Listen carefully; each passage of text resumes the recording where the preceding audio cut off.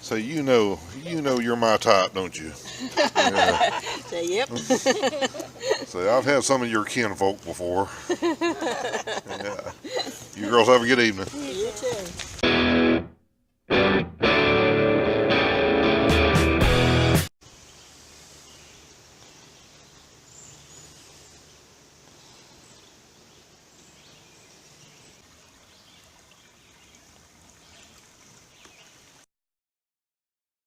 Did I mention I really hate this system? I'll tell you why. Although remember, boys and girls, just because you take it doesn't mean you aren't going to lose it in a day or two if you're planning on staying more than one night. And here's an example. Reservations at Stony Fork. 52 sites in here. The only thing that really charge fees anymore for doing business online are utility companies, because you don't have a choice, getting concert tickets because there's one promoter and you don't have a choice, and you will pay a $20 a ticket convenience fee to buy your $80 concert ticket, and these parks. A $9 fee for doing this reservation online, with a place that starts at $14 a night. As they say, this fee is whether you stay one night or 3 nights or 10 nights or 14 nights or whatever the limit is. These places can because they don't have any competition. There's only one place to go to if you want to do a reservation, and that's through them. There's many ways a person can die being feed to death. FEE''D. Feed to death is not the way that I want to go. For the type of camping that I do, I'm generally not in a place more than 1 or 2 days at a time. I tend to move around a lot. If you're doing, if this is your one weekend or 1 week a year or something, it might be worthwhile to do this, but I just see it as a big aggravation.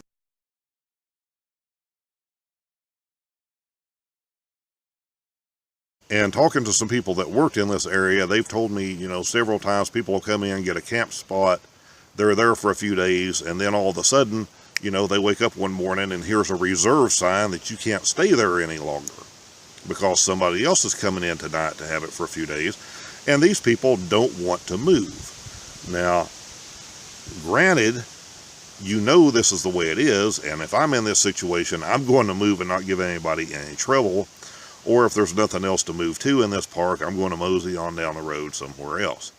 But some of these people go as far as showing their rear ends big time, and with the people in the park having to call park rangers or the local police to have these people escorted out of their site or out of their park. The main thing is understanding that this can happen. If you move into one of these sites that says reservations only, and you're like I am, I'm in one of these right now. This is my second night here, and I knew I was leaving after tonight. I'm going and driveway surfing with a friend probably through the weekend, because I know weekends are busier, and it's the best time I can hang out with my friends because they're working through the week. But when you pop up, the same thing happened. I pop up this morning, here's the big reserve sign.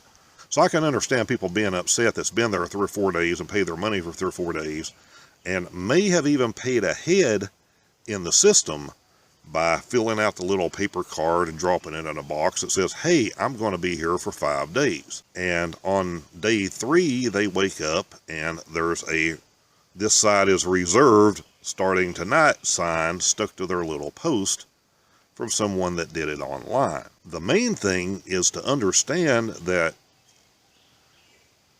you have the right to stay in these places, but you are going to have to leave if someone reserves them, because reservations come first.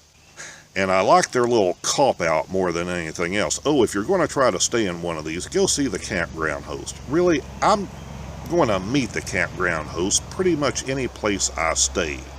Either they're going to come around and say hi at some point, or I'm going to run into them at some point if I'm there for a day or two, and I'm going to talk to them and see what I can find about the area and gossip and and what have you. Because most of these people doing this campground host job are great people. But at the same time, I already don't need another hassle in my life. I don't want to pick a spot and then have to drive or walk 1.5 miles back across to find the campground host, if they're there, if they aren't out working somewhere, to find out if I can get permission to stay there for a day or two or not. And regardless of what they tell me, which is probably going to be, yeah, you can stay there unless we get a reservation, and then you're going to have to move, it really doesn't do any good to go talk to them, because they can't override that reservation system.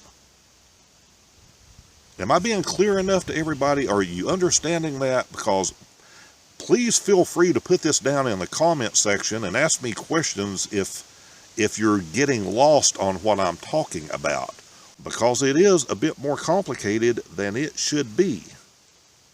So here's the deal as a basic example for what I did. I came in here on a Wednesday night when the park is pretty much 85% empty.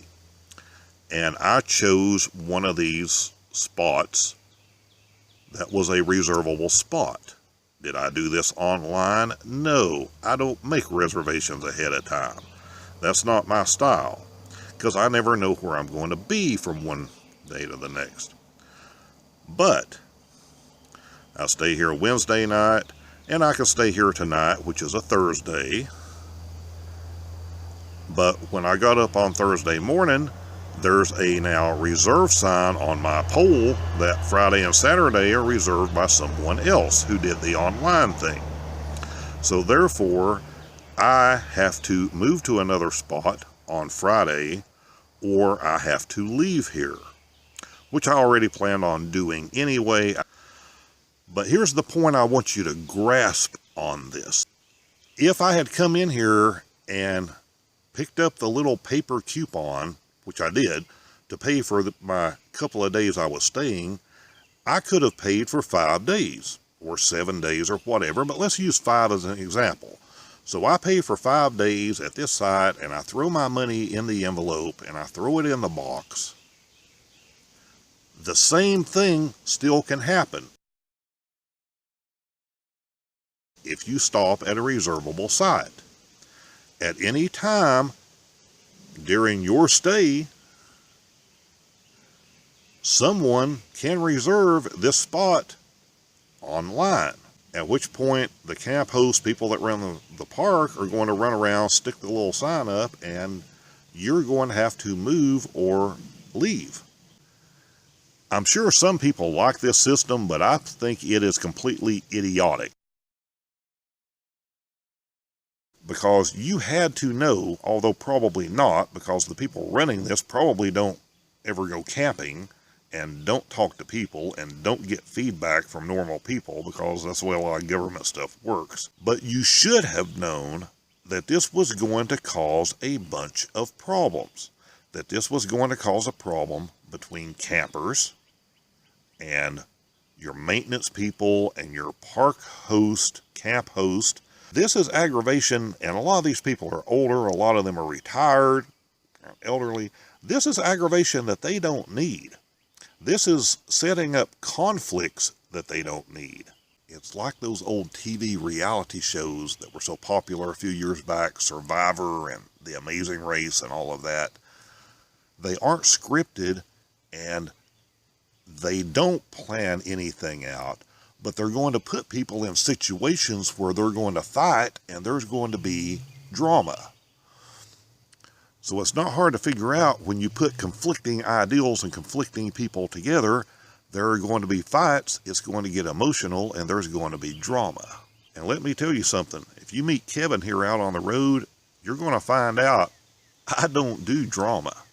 So why the powers that be thought this would be a good situation, thought that there would be people that wouldn't be upset by this and wouldn't want to leave because they had already paid their money and paid ahead, and didn't think about the number of conflicts they would have between them and camp host, between somebody being on a spot and somebody coming in that evening that has spot 44 reserved, and now they're upset that somebody's already in their spot and they've paid their money, and now you have the potential for those people to get into it. You have the potential to have to drag the local police into it to solve this situation and make someone leave.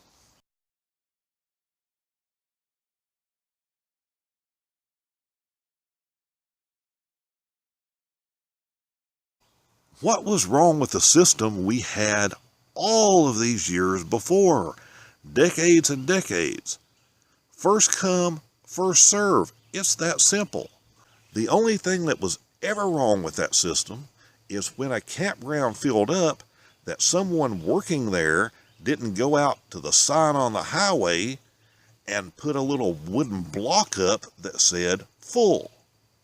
So if you were looking for a place, you would not waste your time driving 14 miles back into the woods to find out there were no spots.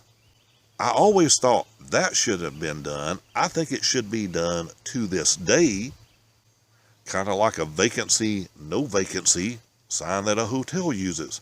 Campground fills up, take a little wooden block out there, stick it on your little wooden sign that says full. These people are running a business whether they want to admit it or not, because money is changing hands. It's a business.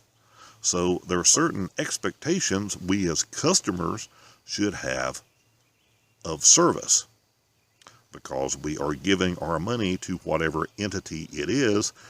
See you soon.